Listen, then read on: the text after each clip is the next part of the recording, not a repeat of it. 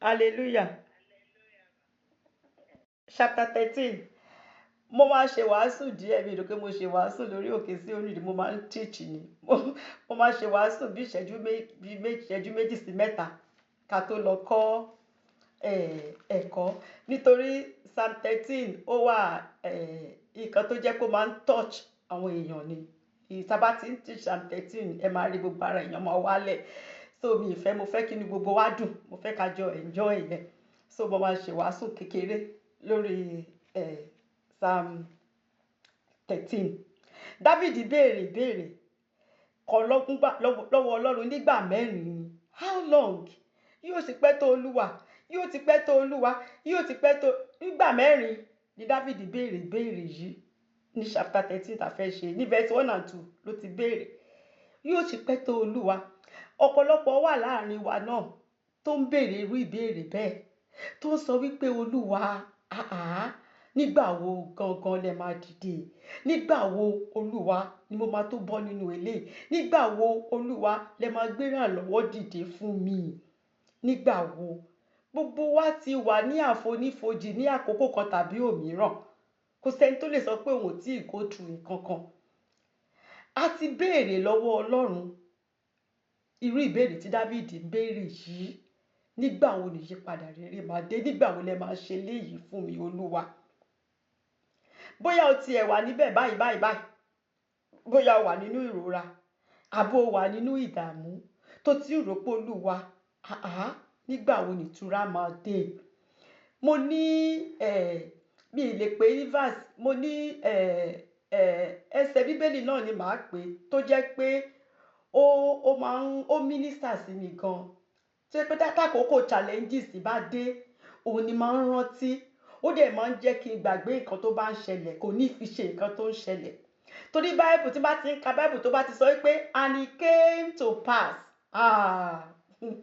Mo ti mọ̀ pé léyìí náà will surely come to pass. And it came to pass yẹn ní Yorùbá Bible sọ wípé ó sì ṣe. Tí Bible bá ti sọ pé ó sì ṣe yẹn, ó tọ́ka sí pé nǹkan tuntun fẹ́ ṣẹlẹ̀ nìyẹn o. Ohun àtijọ́ ti kọjá, nǹkan tuntun fẹ́ ṣẹlẹ̀. Àfihàn ìyípadà ni tí Bible bá ti sọ wípé and it came to pass. And mo dẹ̀ ti kà at least mo ti rí 120 times kà. Ó kéré tán 1,600 tí mo ti rí kà at least nínú Bible. Tí nǹkan bá ti fẹ́ yí padà, Bible á sọ pé and it came to pass. Ṣẹ́rí Hannah ní 1 Samuel chapter 1 verse 20. Nígbà àmọ̀kan tí Hannah ti go through, Hannah ń wojú Olúwa fọ́mọ ni. Ìyàwó rẹ̀ á máa fi ṣẹ̀sín, á máa fi ṣe yẹ̀yẹ́.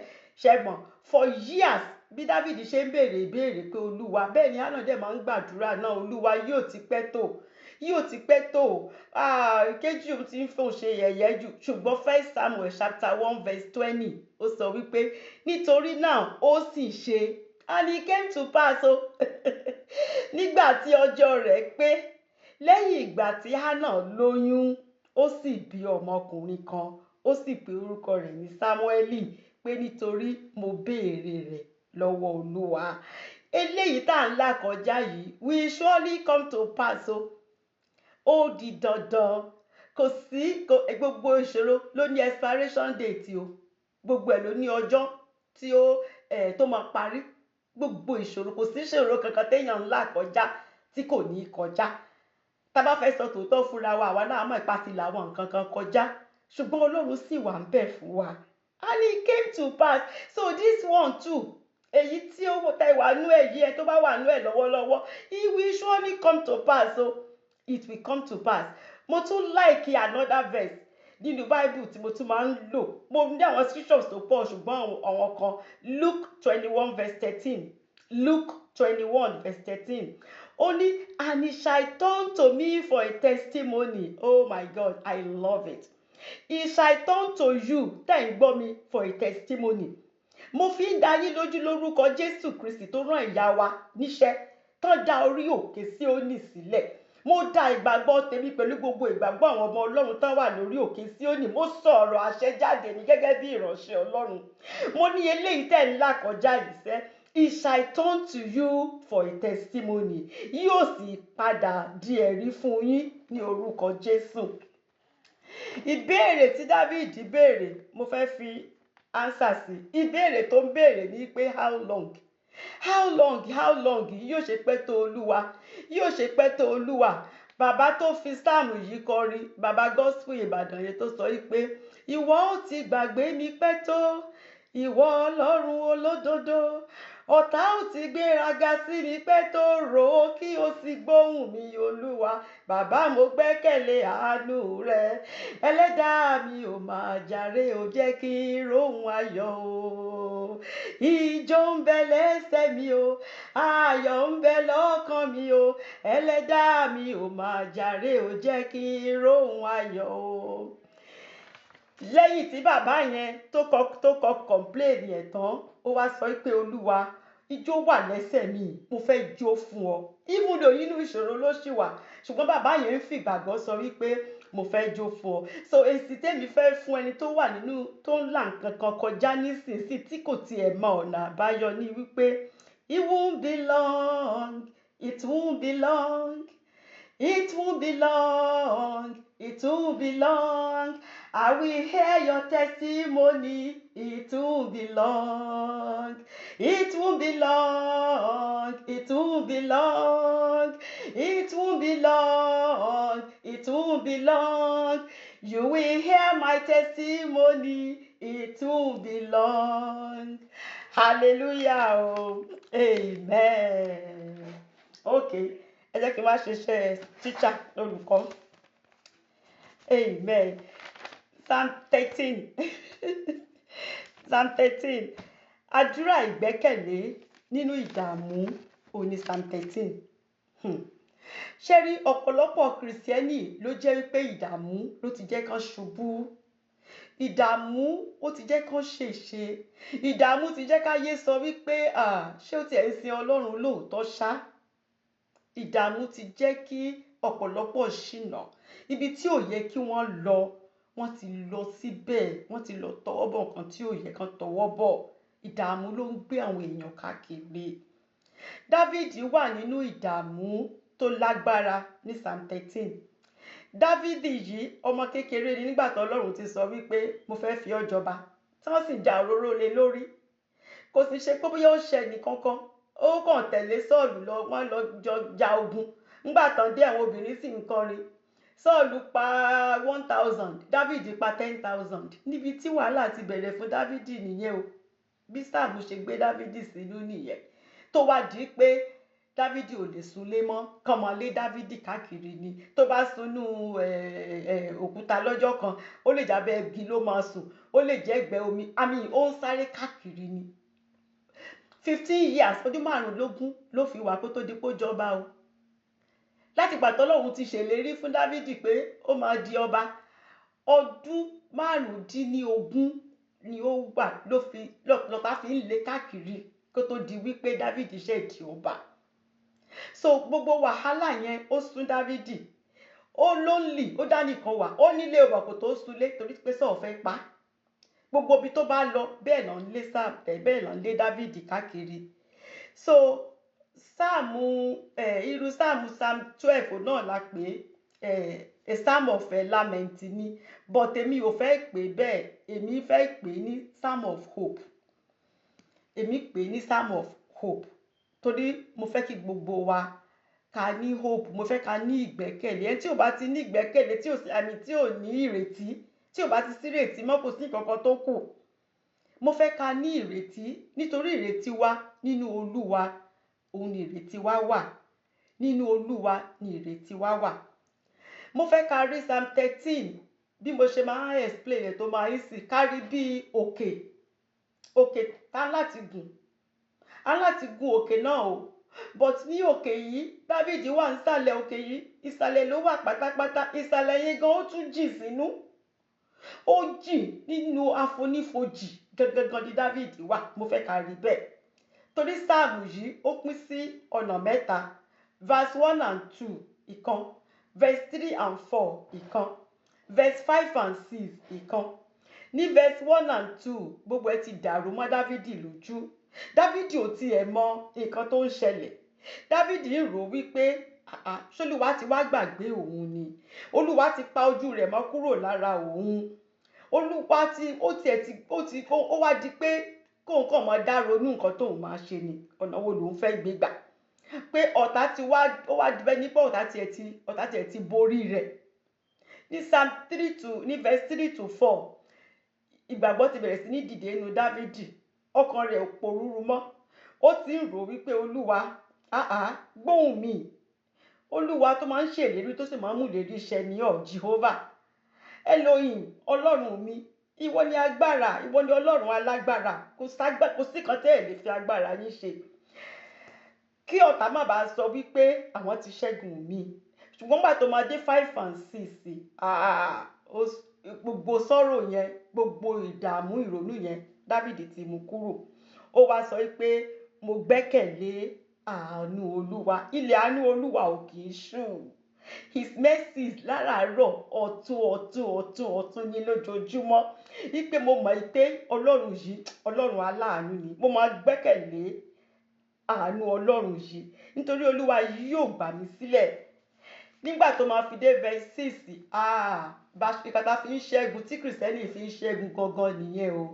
ó sọ pé èmi máa kọ orin sí ọlọ́run mo máa rántí gbogbo nǹkan tí ọlọ́run ti ṣe fún mi ọlọ́run tó jẹ́ pé nígbà tí mo wà nínú igbó tí bíà wá ó bá mi pa bíà tí kìnìún wá tó fẹ́ pa mí ọlọ́run yìí ló bá mi pa kìnìún mo tún dúró níwájú gòláyàtì pàápàá ó tún gé orí gòláyàtì fún mi ọlọ́run yìí ti ṣe àwọn ọ̀pọ̀lọpọ̀ ohun fún mi èmi tí mo wá láti ìdílé tó jẹ́ pé kò sẹ́ni tó mọ bàbá mi wọ́n wá fà mí òróró yàn mí pé mo máa di ọba ní Ísírẹ́lì olúwa yìí ti ṣe díẹ̀ fún mi mo máa rántí àwọn nǹkan tó olúwa ti ṣe mo máa gbàgbé ilé tí olúwa ò tí ì ṣe mo fẹ́ jó mo fẹ́ fìyìn fún ọlọ́run and this is the way to win the battle bá ṣe máa ń borí ogun leléyìí bí kìrìsìtẹ́nì ṣe máa ń borí ogun leléyìí tó jẹ́ wípé àní ní júrì kò ní sí ẹ̀pà kankan èèyàn á lè dúró torí ní àsìkò ìdààmú la máa ń mọ bí gbàgbọ́ kìrìsìtẹ́nì ṣe tó o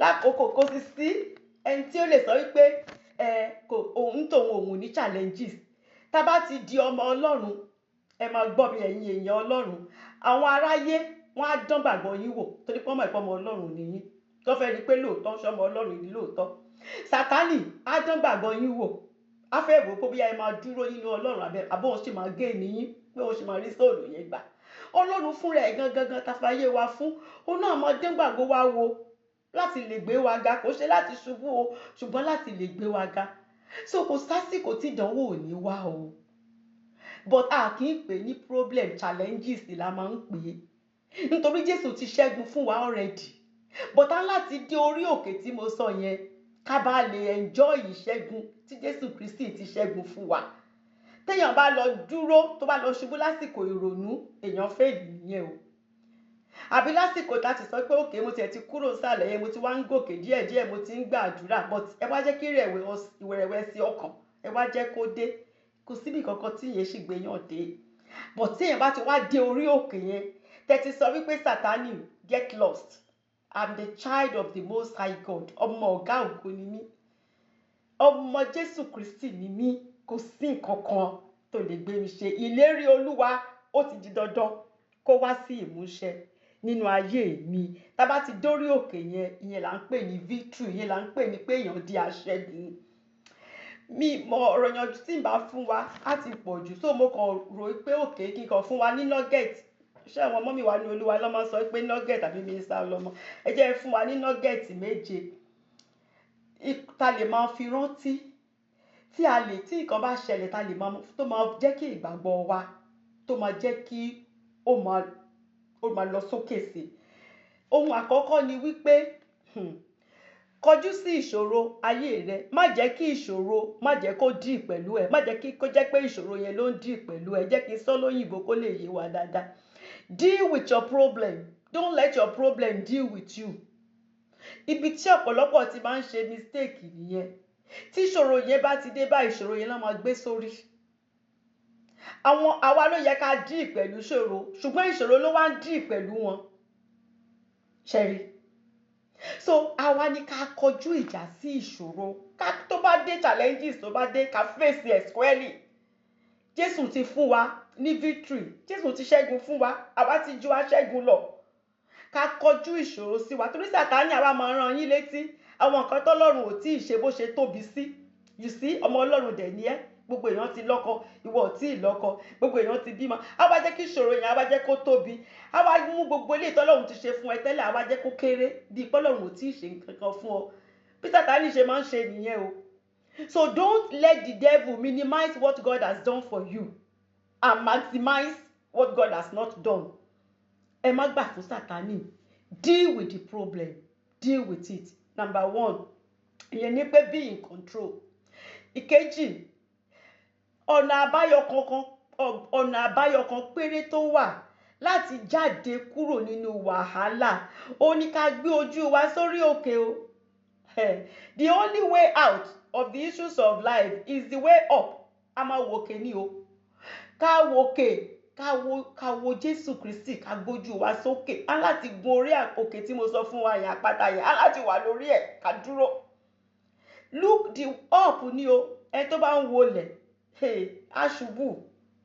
Òkè ni àṣà lè máa wòkè, ká tún máa wọlẹ̀ at the same time. Ká gbójú wa sókè. Ká máa mọ̀ pé it doesn't matter nǹkan tó ń ṣẹlẹ̀ yìí. Olúwa yìí wà lókè, Olúwa yìí ò kúrò níbi tó wà. David náà ló sọ fún wa ní Psalm 121 verse 1-2. Psalm 121 verse 1-2. Ó ní èmi ò gbé ojú mi sí orí òkè wọn ni. Níbo ni ìrànlọ́wọ́ mi yóò ti wà? Ìrànlọ́wọ́ mi yóò ti ọwọ́ Ọlọ́run wá tí ó dá ọ̀run òun ayé. Látọ̀dọ̀ Ọlọ́run ìrànlọ́wọ́ wa ti ń bọ̀ o. Kò sí ìrànlọ́wọ́ kankan níbì kankan. Ká gbé ojú wa sókè. Ká máa rántí wípé mi ò ní compromise. Mi ò ní plan B, mi ò ní plan C. Mo máa gbójú mi sórí òkè. I'm just going to look the way up. Looking up to Jesus, the author and the finisher of my faith. Ọlọ́run ò yí padà. He is the same yesterday, today and forever.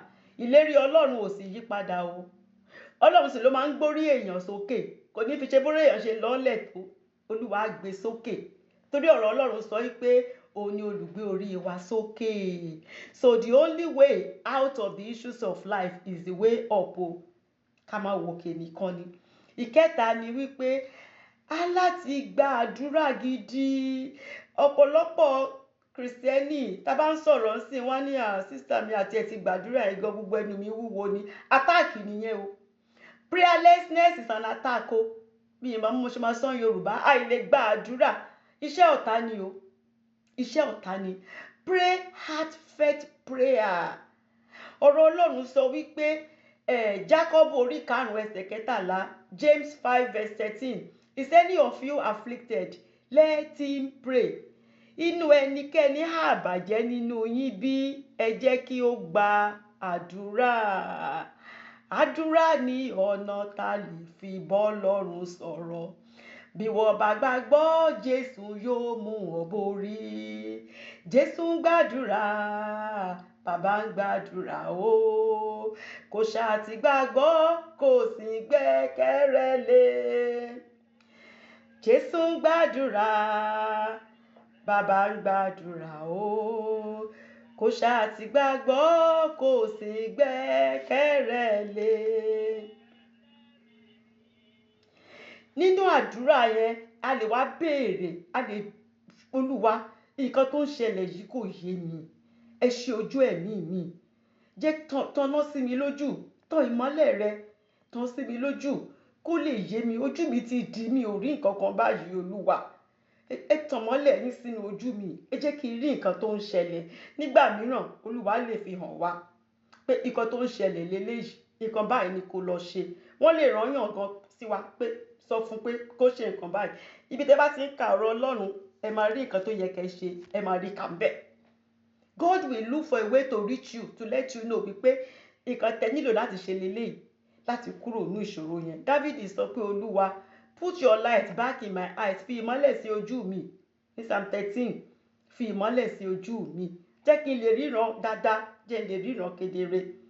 So ohun ìkẹta, mo ti sọ ní kẹta, okay, ìkẹrin ni wípé don't be frustrated because of your emotion o.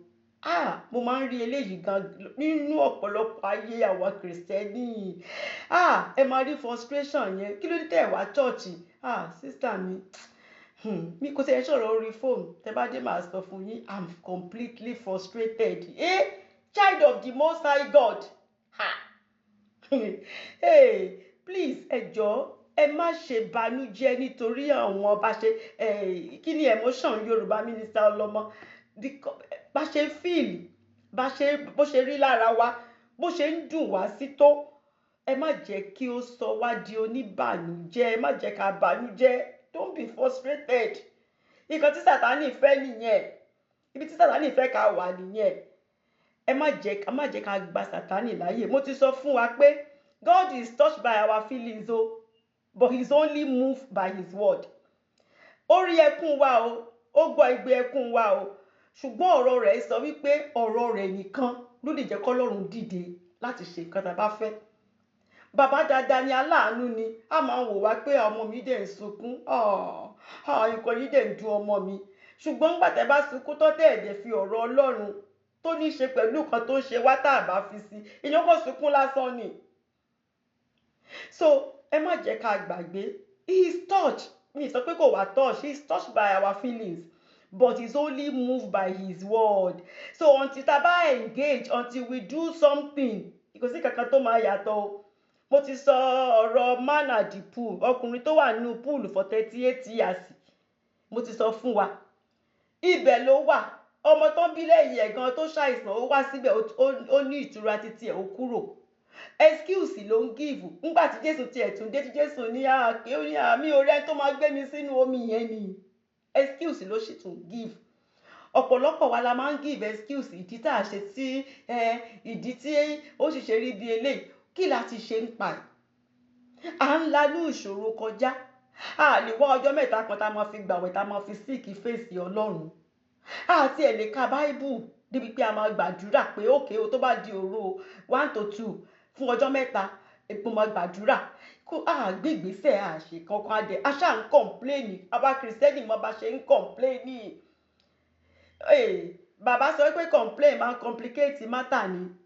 So ẹ má jẹ́ ká wà frustrated pẹ̀lú emotion. Tá bá ti wà frustrated, a ní lè engage, a ní lè ṣe nǹkan tó yẹ ká ṣe. So ká ṣe nǹkan tó yẹ kí a ṣe. Ìkarùn-ún ni wípé mo ti sọ fún wa àṣírí ìbẹ̀rù lórí òkè yìí. Sátánì ló máa ń pín, ẹ̀bùn tó máa ń pín ni. Ẹni tó bá sì ti gbà á lọ́wọ́ rẹ̀, ó kó sínú wàhálà. Tí ò bá tí ì sí bẹ̀rù, gbogbo nǹkan sì yí sí. But tí bẹ̀rù bá ti dé, Jóòbù ní nǹkan tó ń bẹ̀rù jù ló wá ṣẹlẹ̀ sóhun. Nǹkan tí fear máa ń ṣe nìyẹn. Tí Sátánì ò bá succeed láti fi ìbẹ̀rù sínú ọkàn èèyàn, kò sí kankan tó lè ṣe. Sátánì máa ń pé òun kàn halẹ̀ ni, tó bá yá kẹ́rù á máa lọ. But tó bá ti rí pé jìnnìjìnnì ti mú yín, Sátánì á wá jókòó, àgàgà ni. Tó bá ti lè rí pé ìbẹ̀rù. So when fear knocks, let faith answer. Tí fear bá ti kanlẹ̀kùn, èyí jẹ́ kí gbàgbọ́ ṣílẹ̀kùn. Ẹ rí pé kò ní síyàn kankan bẹ̀. Ó máa disappear ni. Okay, Satan, okay, all right. But know that my God is your almighty God. There is no impossible, with the God that I serve. He is the one that reverses the irreversible. Ọlọ́run tó dá ọmọ, báwo ni ó ṣe wá ní fèmí lọ́mọ? Ẹ tó fi ọmọ bíbí rẹ̀ nìkan ṣoṣo tó fi fún mi, kí wá ní nǹkan náà tí kò ní fi fún mi? Nǹkan tá à ń pè ní hope nìyẹn. Hope. Without hope, it is impossible to please God. Ẹni tí ò bá ní without faith, ìjàre, ẹ má jẹ́ kí mo fẹ́ máa sọ Yorùbá ni. Without faith, it is impossible to please God. Tí ò bá ti sí ìgbàgbọ́, a lè tẹ́ Ọlọ́run lọ́rùn. Báwo ni mo ṣe? Okay, ṣùgbọ́n ní àìsí ìgbàgbọ́ kò ṣeé ṣe láti wo Ọlọ́run o. A láti nígbàgbọ́ láti lè wo Ọlọ́run. A dẹ̀ láti ní hope. Ẹni tí ò bá ti sí hope fún, kò sí nǹkan tó kù, gbogbo nǹkan ti sún. A láti ní hope. Jésù Kristi ní hope wa o. A láti keep hope wa. Tí hope bá ti wà, there is life. Tí ò bá ti sí hope, ó ti tán nìyẹn. Ó ti tán nìyẹn. The just shall live by faith. olódodo yóò máa gbé nípa ìgbàgbọ́ ni o, nípa ìgbàgbọ́. So ẹ má gba ìbẹ̀rù, tí bẹ̀rù bá ti dé ẹ jẹ́ kí gbàgbọ́ ẹ jẹ́ kó dá lóhùn, ẹ jẹ́ kó dá lóhùn. Then ìkẹfà ni wípé orin ọpẹ́, songs of thanksgiving, ó ní agbára. Bẹ́ẹ̀ ṣe ń worship Ọlọ́run ká máa dúpẹ́, tí nǹkan tá à ń wojú Olúwa fún ká kọ́kọ́ fìyẹn sílẹ̀ náà, ká wá ro àwọn nǹkan tọ́lọ́run ti ṣe. Bí Dáfídì ṣe máa ń ṣe leléyìí o. Dáfídì á máa ro gbogbo nǹkan tọ́lọ́run ti ṣe nígbà tọ́lọ́run mú òun kúrò nínú oko. Bàbá ẹ̀ wọ́n kọ Dáfídì sínú oko ní gbogbo ọmọ òun nìkan ló ń ṣọ́ ẹran. Ọlọ́run yóò jẹ́ kí kán ti pa Dáfídì sínú oko. Ọlọ́run ló mú Dáfídì kúrò ńbẹ̀ tó bá jẹ́ fi di ọba. Dáfídì máa níyàwó, ọmọ ọba ló kọ́kọ́ fi ṣèyàwó ọmọ Sọ́ọ̀lù. Dáfídì òkìkí ẹ̀ kàn nígbà tó pa Gòláyátì, ọmọ tó pé kò sí ọmọ tí ò níyá, torí àgbádùn òsolúkọ ìyá Dáfídì fún wa, ọmọ tó kàn jù sílẹ̀ sínú oko ni. So Dáfídì á rántí gbogbo nǹkan tọ́lọ́run ti ṣe fún un. Dáfídì á wá máa dúpẹ́. Ẹ wò ó lọ́kàn mi, ó wù mí, mi ò tó fún wa ní assignment o, but àwa tá bá fẹ́, tá bá ṣe tán, ẹ jẹ́ ká mú pen àti paper ká kọ nǹkan mẹ́wàá tọ́lọ́run ti ṣe fún wa. Ẹ jẹ́ ká gbàgbé eléyìí tá ṣe ń wojú Olúwa fún, àwọn nǹkan tá mọ̀ pé Ọlọ́run ti ẹ̀ ṣe fún wa. Ẹ jẹ́ ká kọ́, ká wá ní kọ̀ọ̀kan ká wá dúpẹ́ lọ́wọ́ Ọlọ́run. Ká dúpẹ́ pé Olúwa, ẹ̀yin lẹ ṣe léyìí fún mi, ẹ̀yin lẹ ṣe léyìí fún mi. Bí èèyàn ṣe máa ń dì pẹ̀lú ìṣòro leléyìí o. Inú Ọlọ́run á wá máa dùn nígbà tá bá ń dúpẹ́. Ká máa kọ orin ọpẹ́, ká máa kọ orin ọpẹ́, ká rántí gbogbo nǹkan tọ́lọ́run fi ṣe. Bí Dáfídì ṣe máa ń borí ogun leléyìí o. Testimonies, ẹ̀rí ni Dáfídì máa fi ń jáde kúrò ní ogun. Ṣé rántí pé nígbà tó lọ pa Gòláyátì, 1 Samuel chapter 17 verse 37, nígbà tó lọ pa Gòláyátì, Dáfídì sọ wípé Olúwa tí ó gbà mí lọ́wọ́ kìnìún àti lọ́wọ́ àmọ̀tẹ́kùn, òun náà ni yóò gbà mí lọ́wọ́ Philistine yìí.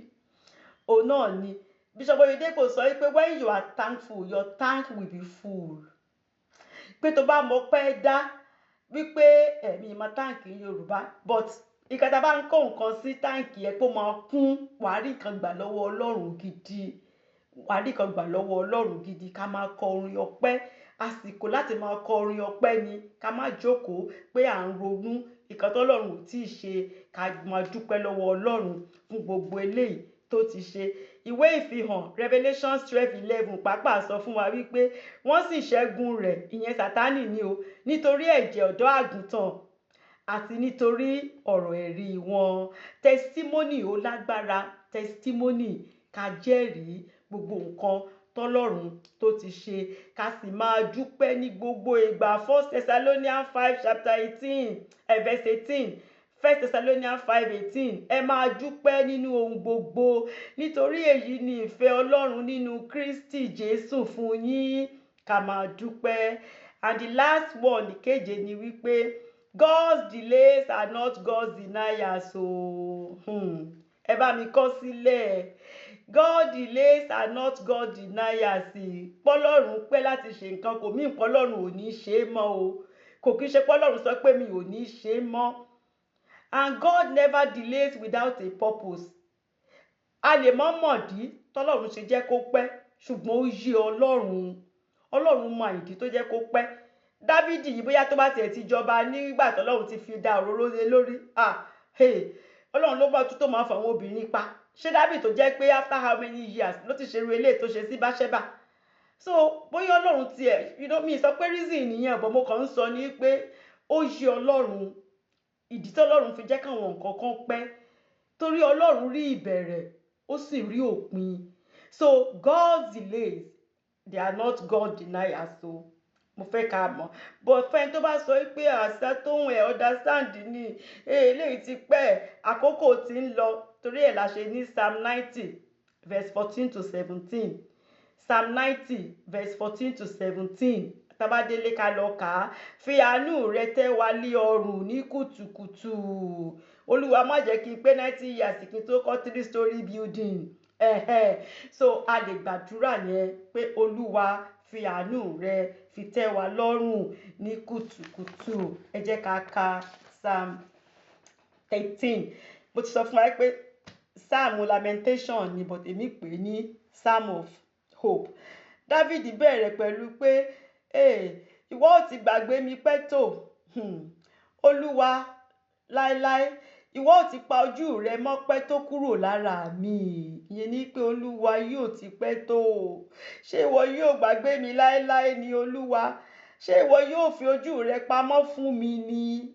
And ṣẹ́rí gbàgbé yẹn ìkan. Ìkejì tó really dù tó lágbára jù òun ni pé ìwọ Olúwa ṣé o ti pa ojú rẹ mọ́ kúrò lára mi ni. Olúwa ò lè pa ojú rẹ̀ mọ́ kúrò lára wa nítorí májẹ̀mú ti wà nílẹ̀ t'Olúwa ti ṣe pẹ̀lú Abraham. Numbers chapter 6 verse 24 tó ṣe pẹ̀lú àwọn ọmọ Ísírẹ́lì. Òun la fi ń gba àdúrà májẹ̀mú ìbùkún ni kí Olúwa kí ó mú ojú rẹ̀ mọ́lẹ̀ sí wa lára. Olúwa ò ní pa ojú rẹ̀ mọ́ kúrò lára wa lórúkọ Jésù o. Ẹni tí Olúwa bá ti pa ojú rẹ̀ mọ́ kúrò lára ẹ̀, kò sí kankan tó kù, hellfire ló kù, ó ti tán. So Ọlọ́run májẹ̀mú ni tó sì máa ń mú májẹ̀mú ṣẹ. Ó ti sọ pé òun ò ní mú ojú òun kúrò lára wa. Olúwa ti ṣèlérí. In fact, Isaiah 49 tabadele àlèká, Isaiah 49 verse 15 to 16. Ó sọ pé obìnrin tiẹ̀ lè gbàgbé ọmọ tó ń fún lọ́mú, ṣùgbọ́n èmi Ọlọ́run o, tóbìnrin bá tiẹ̀ gbàgbé, ká ló ṣeé ṣe pé obìnrin gbàgbé ọmọ tó ń fún lọ́mú, pé èmi Ọlọ́run, èmi ò lè gbàgbé yín. Èmi ti kọ orúkọ yín sí àtẹ́lẹwọ́ mi. Orúkọ mi báyìí látẹ́lẹwọ́ Ọlọ́run ló wà. Orúkọ ti yín náà tẹ́ bá ti fàyè yín fún Jésù, ó wà àtẹ́lẹwọ́ Jésù Kristi ló wà. Báwo l'Olúwa ṣe lè gbàgbé orúkọ tó wà lọ́wọ́ rẹ̀? Olúwa ò lè gbàgbé wa, kò sì lè pa ojú rẹ̀ mọ́ kúrò. Prophet Jeremiah òun náà sọ ní ẹkún Jeremiah orí 5 ẹsẹ̀ 20. Jeremiah 5 verse 20. Jeremiah sọ pé èṣe tí ìwọ fi gbàgbé wa láéláé tí o sì kọ̀ wá sílẹ̀ ní ọjọ́ pípẹ́. But ìwé Hébérù verse 13 verse 5 sọ wípé èmi kò jẹ́ fi ọ́ sílẹ̀, bẹ́ẹ̀ ni èmi kò jẹ́ kọ̀ ọ́ sílẹ̀. So nǹkan tó ń ṣe Dávìdì ló ń jẹ́ kí bó ṣe rí lára Dávìdì, wàhálà yẹn pọ̀ jù fún ẹ̀dùn ọkàn. Hebrews 13 verse 5. Hébérù orí 13 ẹsẹ̀ 5 verse b part ẹ̀ ó ní èmi kò jẹ́ fi ọ́ sílẹ̀, bẹ́ẹ̀ ni èmi kò jẹ́ kọ̀ ọ́ sílẹ̀. Olúwa ò kì í fi ọmọ rẹ̀ sílẹ̀, kò kì í kọ̀ ọmọ rẹ̀.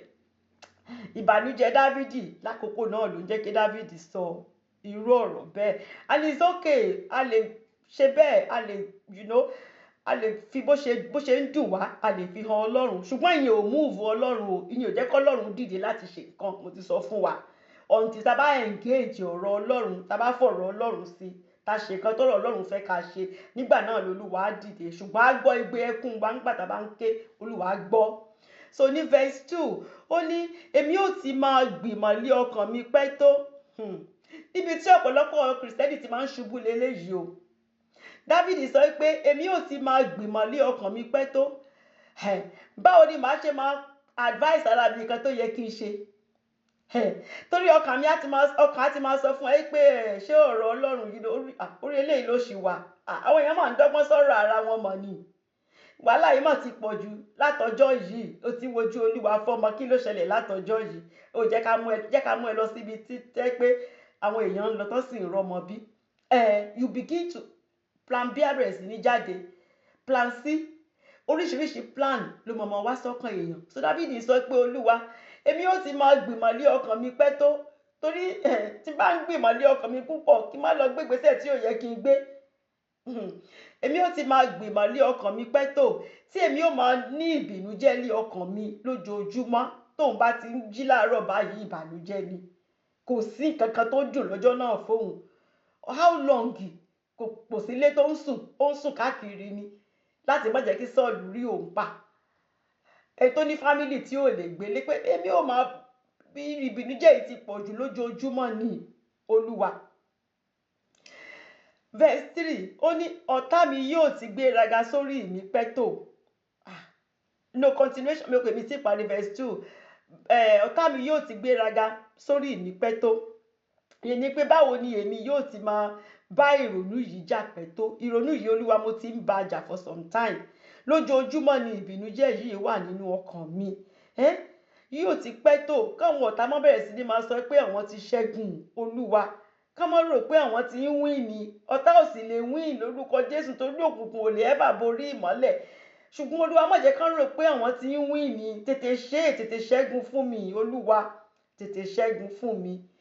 Lẹ́yìn tí ó ti kó àròyé rẹ̀ sọ́dọ̀ Ọlọ́run tí bí ó ṣe rí lára Dáfídì gbogbo emotion feelings ẹ̀ ó ti sọ ní verse 1 and 2. Ó wá fẹ́ gun, ó ti wá kúrò nísàlẹ̀ òkè tí mo sọ fún wa ń sìn. Ó ti make up mind ẹ̀ wípé mi ò di dúró nínú ibi tí mo wà yẹn. Mo láti dìde, mo láti bẹ̀rẹ̀ sí ní gun òkè yìí. Dáfídì gbé ìgbésẹ̀ tí Dáfídì wá gbé. Ó wá béèrè nǹkan mẹ́ta lọ́wọ́ Ọlọ́run. Ó béèrè fún nǹkan mẹ́ta. Ó ní Olúwa wò mí, number 1. Number 2, ó ní dá mi lóhùn Ọlọ́run. 2, ó ní fún mi ní ìmọ́lẹ̀ ní ojú mi. Jẹ́ kí ìmọ́lẹ̀ rẹ jẹ́ kó wà lójú mi tó ti dì yí Olúwa. So ó ní rò ó kí o sì gbóhùn mi Olúwa. Ọlọ́run mi. A rí kó sọ pé Olúwa Ọlọ́run mi, kò sọ pé Olúwa nìkan. Olúwa Jehovah ló ń jẹ́ bẹ́ẹ̀, Ọlọ́run ìlérí. So nǹkan tí Dáfídì ń sọ ni wípé rò ó kí o sì gbóhùn mi Olúwa Ọlọ́run ìlérí, ọba tó ń ṣèlérí tó mú ìlérí ṣẹ, Jehovah God. Ó wá tún sọ pé Ọlọ́run mi is Elohim. Àti ń kọ orúkọ Ọlọ́run sí. Elohim yẹn ni pé ọba tó ní agbára lórí ohun gbogbo, Ọlọ́run alágbára. Torí ìwọ ló ní agbára lórí ohun gbogbo. So Dáfídì kan ó ń pe orúkọ Ọlọ́run tó ní í ṣe pẹ̀lú nǹkan tó ń ṣe. Pé rò ó kí o sì gbóhùn mi Olúwa Ọlọ́run tó máa ń ṣèlérí tó sì ń mú ìlérí ṣẹ. Ọlọ́run mi, Ọlọ́run tó ní agbára lórí ohun gbogbo, Elohim. Ó ní kí èmi kí ó má bàa sun oorun ikú. Torí wàhálà yẹn ti pọ̀jù fún Dáfídì. Ojú Dáfídì gan ti dí. Tẹ́ bá rẹ́ni tó ti ń sunkún for a long time, tẹ́ bá rí ojú rẹ̀ yín gan ti mọ̀ pé nǹkan kan ṣe níyì.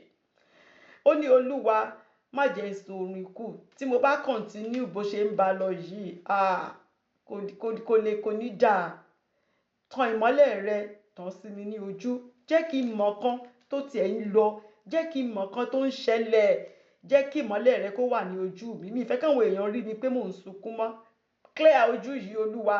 Mi ì fẹ́ kẹ́ni kankan tiẹ̀ bí mi pé kí ló ń ṣe ẹ́ tí gbogbo ojú fi rí bí eléyìí. Jẹ́ kí ìmọ́lẹ̀ rẹ jẹ́ kí ó wọ ojú mi. Verse 4 ó wá sọ wípé kí ọ̀tá mi má bàa wí pé èmi ti ṣẹ́gun rẹ̀. Àwọn tí ń yọ mí lẹ́nu ká má máa yọ̀ pé finally àwọn ti rẹ́yìn ìrọ̀lẹ́ ẹ̀ka. Lè rẹ́yìn ọmọ Ọlọ́run. God has never lost a war. Olúwa ò kùnà ogun rí. Ọmọ Ọlọ́run ló máa ń borí nítorí Jésù Kristi ti fún wa ní ìṣẹ́gun lórí igi àgbélébùú. Dáfídì sọ pé nígbà tí wọ́n bá sì ṣí òun nípò, Olúwa má jẹ́ kí ó rí bẹ́ẹ̀. Má jẹ́ kí ọ̀tá, má jẹ́ kán rí ìṣubú mi. Má jẹ́ kán rí ìṣubú mi. Olúwa dìde. Olúwa dìde. Má jẹ́ kán sọ pé wọ́n ti borí mi. Má jẹ́ kí ọ̀tá máa yọ̀. Pa wọ́n ẹkún ló yẹ kọ́tá máa sùn. Má jẹ́ kán yọ ayọ̀. Má jẹ́ kọ́tá yọ ayọ̀ lórí mi. Má jẹ́ kọ́tá, má jẹ́ kán rí ìṣubú mi. Ṣé a rí pé Dáfídì engage ara ẹ̀ ní àdúrà? Gbogbo àdúrà tí Dáfídì ń gbà, tá bá lọ wo ọ̀rọ̀ Ọlọ́run, gbogbo rẹ̀ ló wà nínú ọ̀rọ̀ Ọlọ́run. Dáfídì kan máa ń sọ̀rọ̀ àdúrà lásán. Dáfídì fi ọ̀rọ̀ Ọlọ́run ó fi ń gba àdúrà. Ó sì fi orúkọ Ọlọ́run ó sì fi ń gba àdúrà. So ní verse 5 ó wá fẹ́ gun orí òkè àpáta yẹn. Ó fẹ́ dúró sórí òkè yẹn pátápátá. Ó ti gba àdúrà ń sin ara Dáfídì ti fúyẹ́. Ó ti wá ready. Kò ṣe pé Ọlọ́run ti ṣe nǹkan kan náà o. Gbogbo eléyìí tá à ń sọ yìí mind ẹ̀, ọkàn ẹ̀ fún rẹ̀ ló sì ń work pẹ̀lú ọkàn ara ẹ̀ o. But ó mọ̀ nǹkan tó yẹ kó ṣe nínú Olúwa. Ó mọ̀ nǹkan tó yẹ kó ṣe gẹ́gẹ́ bí ọmọ Ọlọ́run, gẹ́gẹ́ bí ìránṣẹ́ Ọlọ́run. Dáfídì mọ̀ nǹkan tó yẹ kó ṣe. Ní verse 5 ó wá sọ wípé ṣùgbọ́n èmi ò gbẹ́kẹ̀lé àánú rẹ̀. Àdúrà àánú, àdúrà tó lágbára jù ni àdúrà àánú. kò ní fi ṣe bí nǹkan ṣe lágbára tó, bó tiẹ̀ jẹ́ pé a tiẹ̀ ti ní ẹ̀ṣẹ̀ tẹ́lẹ̀ pàápàá. Tí a bá lọ síwájú Olúwa wípé Olúwa, ẹ ṣàánú fún mi, aláàánú ni ọ́ Olúwa, mi ò pé mi ò tọ́, mo mọ̀ pé mo ti ṣẹ̀, tí kò bá jẹ́ ṣẹ̀ nǹkan yìí ò lè ṣẹlẹ̀, Olúwa ẹ dáríjì, Olúwa ẹ ṣàánú fún mi, àánú ni mo wá tọrọ, àánú ni mò ń bẹ̀bẹ̀ fún, Olúwa ẹ ṣàánú fún mi. Ilẹ̀ àánú Ọlọ́run kì í ṣú. Olúwa máa ń gbọ́ àdúrà àánú nítorí pé aláàánú ayérayé ni orúkọ Ọlọ́run ni.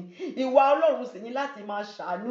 Lójoojúmọ́ sì láàánú Ọlọ́run ló ń di tuntun sí ni o. Lójoojúmọ́ ni àánú rẹ̀ ò tán. Tàná tún ti yàtọ̀ sí tèmi. So àdúrà ńlá ni kéèyàn sọ wípé mo gbẹ́kẹ̀lé àánú rẹ. Ẹni tó bá gbẹ́kẹ̀lé àánú Ọlọ́run kò lè ever ṣubú o. Ọ̀tá ò sì lè rẹ́yìn rẹ̀ nítorí pé àwa ti gbẹ́kẹ̀ wa lé àánú Ọlọ́run. Ó wá ní ọkàn mi yóò yọ̀ ní ìgbàlà rẹ. Wow! Ọkàn mi yóò yọ̀ ní ìgbàlà rẹ nítorí ìwọ máa gbà mí sílẹ̀. Olùgbàlà lọ́lọ́run. Ó máa gbà mí sílẹ̀ nínú wàhálà tí mo wà nínú rẹ̀ yìí. Ìgbàlà tí Dáfídì tiẹ̀ ń sọ nígbà náà kò tiẹ̀ tí ì ṣẹlẹ̀ ọ̀bọ̀ tó mọ̀ pé Jehovah Olúwa Ọlọ́run Ísírẹ́lì ó máa gbà òun sílẹ̀ torí ìgbàlà ṣẹlẹ̀ nígbà tí Jésù Kristi ṣẹ̀ wá kú lórí igi àgbélébù. Lórí igi àgbélébù òun láti wá mú ìgbàlà yìí ṣẹ nínú Jésù Kristi. Òun làwa ṣe ní ìgbàlà. So a ti fún wa a ní ìgbàlà nínú Jésù Kristi. So Dáfídì ń sọ wípé ọkàn mi yóò yọ̀ ní ìgbàlà rẹ. Àwa ta ti fi ayé wa fún Jésù Kristi, ọkàn wa láti máa yọ̀ nínú ìgbàlà Ọlọ́run, nínú ìgbàlà Jésù Kristi èyí tí a ti ní. Lamentations 3:23. Lamentations, kí ni Lamentations Yorùbá? Lamentations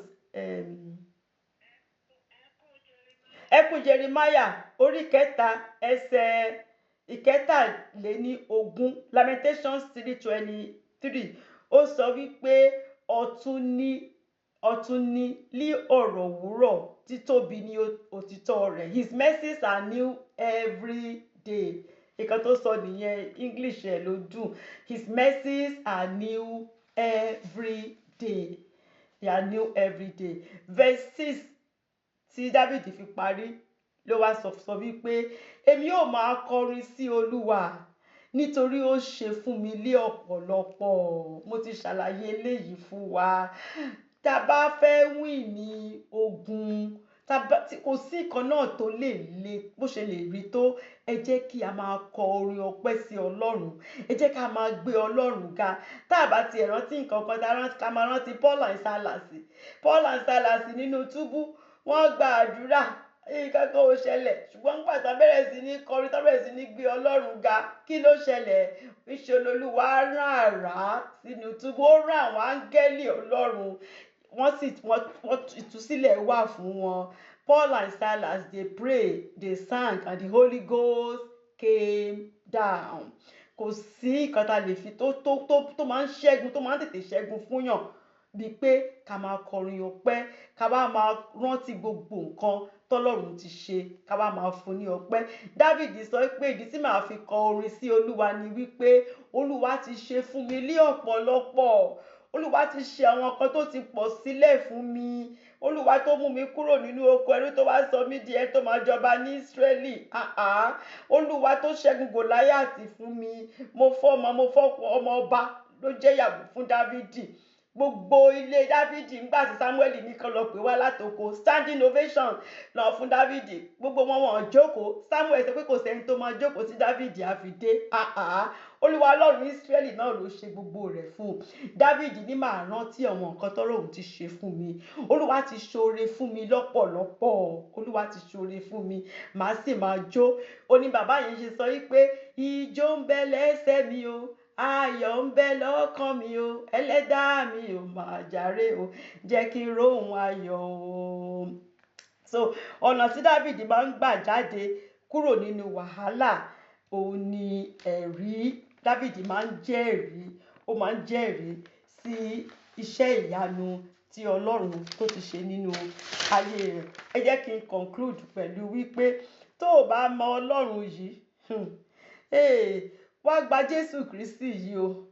mo ti sọ fún wa wípé ẹni tá a bí nípa ti ara tá kàn bí nínú ìyá èèyàn ó kàn wà ń bẹ̀ ni o in the spiritual nínú ẹ̀mí Jésù Kristi ò mọ̀ pé ó wà ń bẹ̀ o ó kàn wà ń bẹ̀ ni o àwọn áńgẹ́lì ò mọ̀ tó bá kàn sọ pé òun gbàdúrà òun gbààwẹ̀ gbogbo nǹkan tá à ń ṣe òun ṣe bọ̀ tó ò fàyè rẹ fún Jésù èèyàn kàn ṣe é lásán ni o àní ṣe lásán lórúkọ Jésù àdúrà kan tí ẹni tí ò tí ì mọ Jésù tí ò tí ì gba Jésù sínú ayé ẹ lè gbà ní pé Olúwa ṣàánú fún èmi ẹlẹ́ṣẹ̀ Olúwa wá rántí pé ẹni yìí wà ń bí báyìí but lẹ́yìn Olúwa ṣàánú fún èmi ẹlẹ́ṣẹ̀ kò sádúrà kankan tí ẹni tí kò bá tí ì gba Jésù Kristi lè gbà á láti bí wa á láti tún wa bí nínú ẹ̀mí òun là ń pè ní àtúnbí á láti tún wa bí nínú ẹ̀mí bóyá ó lẹ́rù tó gbé tó mọ̀ ẹgbẹ́rù yìí ó ti ga ju orí mi jù èmi gan fẹ́ ìsinmi Jésù Kristi yìí gangan ló máa ń fúnyàn ní ìsinmi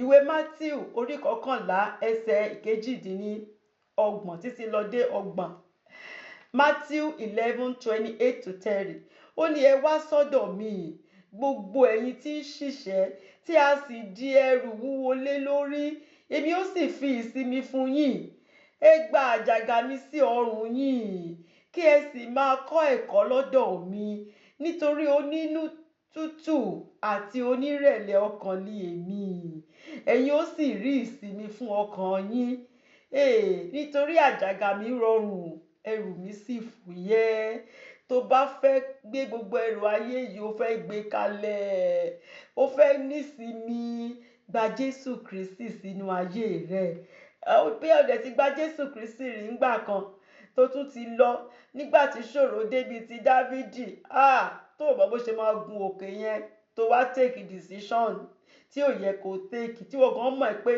tí pè bá dún lénìí ò lè méèkì ẹ̀ ò lè bá Jésù lọ oore ọ̀fẹ́ wà fún ọ láti padà wá sọ́dọ̀ Jésù Kristi aláàánú ayérayé ni he is a God of second chance third chance first chance pàápàá kó bá lè kọ orúkọ rẹ sí àtẹ́lẹwọ́ ọwọ́ rẹ̀ tó bá fẹ́ kó orúkọ tiẹ̀ náà wà látẹ́lẹwọ́ because ó láti di àtúnbí kólúwa tó kọ orúkọ rẹ sí àtẹ́lẹwọ́ rẹ̀ tó bá fẹ́ kó kọ orúkọ rẹ síbẹ̀ ìwọ náà wá gba Jésù Kristi ní Olúwa àti olùgbàlà rẹ jẹ́ ká jọ gba àdúrà nítorí nínú ẹ̀ṣẹ̀ la bí gbogbo wa sí o má sọ pé ẹni ò kì í ṣe ẹlẹ́ṣẹ̀ nínú ẹ̀ṣẹ̀ la bí gbogbo wa sí àfẹn tó bá wá tó gba Jésù Kristi tá bá fi ẹ̀jẹ̀ Jésù Kristi tá fi wẹ gbogbo ẹ̀ṣẹ̀ náà òun ló ṣe máa wá di àtúnbí òun ló máa wá di olódodo ẹ̀jẹ̀ Jésù Kristi ló máa ń sọ wá di olódodo so tó bá fẹ́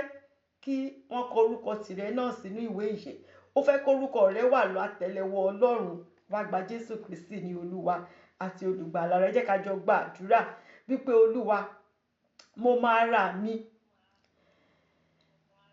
gẹ́gẹ́ bí ẹlẹ́ṣẹ̀ nítorí tèmi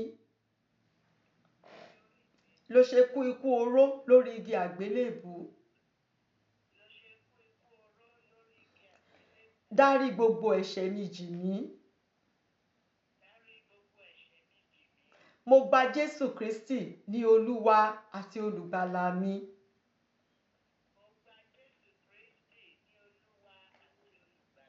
kọ orúkọ mi sínú ìwé ìyè èmi náà fẹ́ bá ọ jíǹde bó ṣe jíǹde lọ́jọ́ kẹta